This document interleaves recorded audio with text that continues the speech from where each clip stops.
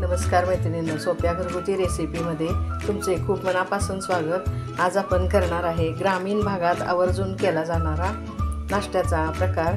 तर अशी ही रेसिपी म्हणजे मक्याच्या कण्या। त्यासाठी ही मक्याची कणसं सोलून वाळवून त्याचा असा मी माझ्या घरच्या गिरणीवर बारीक रवा पाडून घेतलेला आहे।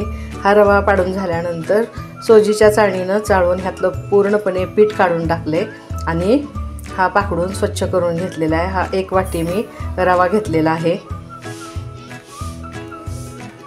हा रवा आता मी 3 ते 4 वेळा स्वच्छ धुवून घेणार आहे, कारण काही कोंड्याचे कण राहिले असतील तर ते निघून जातात आणि पिठाचा अंश पण थोडा थोडा आहे तो पण निघून जाईल। हा 4 वेळा धुवून आपण शिजवून घ्यायचा आहे।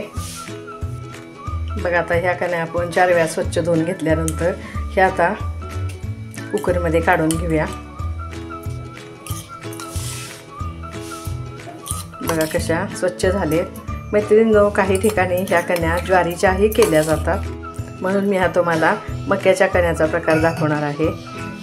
ह्यात आता मोजून आपण ज्या वाटीनं रवा घेतलाय त्याच वाटीनं 4 वाट्या पाणी घालून घ्यायचं आहे।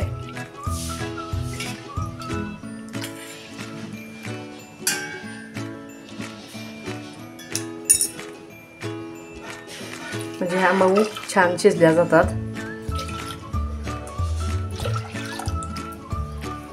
2 वाट्या टाकले मी, 3 आणि हे 4 वाट्या पाणी टाकून घेतलेलं आहे। त्यात आता चवीप्रमाणे मीठ टाकून घ्यायचं आहे। हे बारीक मीठ मी टाकून घेतलेलं आहे आणि त्या कुकरच्या आपण आता 2 शिट्ट्या करून घ्यायच्या आहेत। गॅसच्या मीडियम फ्लेमवर त्या आपल्या कण्याच्या 2 शिट्ट्या होईपर्यंत मी हे ताक आता तयार करून घेते। बघूया आता कुकरची वाफ गेलेली आहे, कण्या आपल्या शिजलेत का। बघा कशा छान शिजलेत, एकसारख्या छान अशा मऊ झालेत। हे आता आपण कुकर असाच उघडा ठेवून ह्या पूर्ण आता थंड करून घेणार आहे।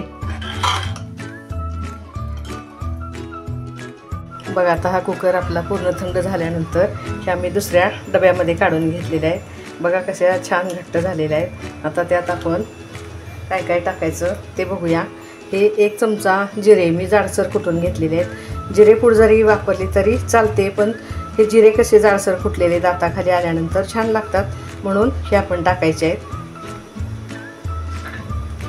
हे 6 ते 7 लसूण पाकळ्या ह्या जाडसर कुटून घेतलेल्या आहेत आणि ही थोडी कोथिंबीर हे आता चांगलं आपण असं मिक्स करून घेऊया।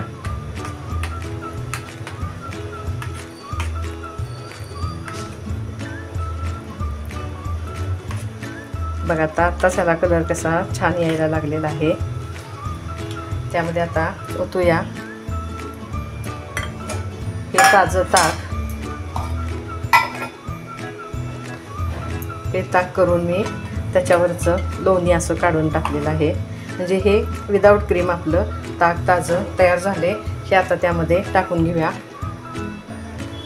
ताकाचा अंदाज घेत घेत आपण हे ताक ह्यामध्ये ओतून घ्यायचं आहे। कण्या जर गरम असताना तुम्ही ताक ओतलं तर ताक फुटतं, म्हणून ह्या पूर्ण थंड करून घेणं गरजेचं आहे।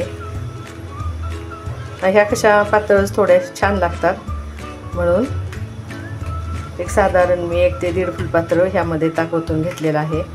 हे आता चांगलं आपण मिक्स करून घेऊया।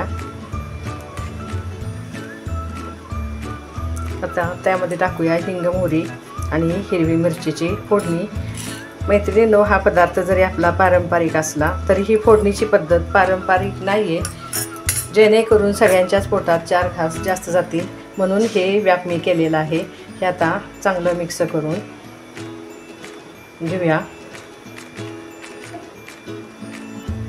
आणि एका बाउलमध्ये आपण हे सर्व करणार आहे।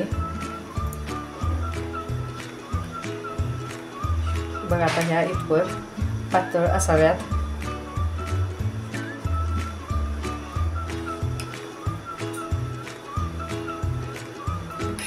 बघा कशा छान झालेल्या आहेत।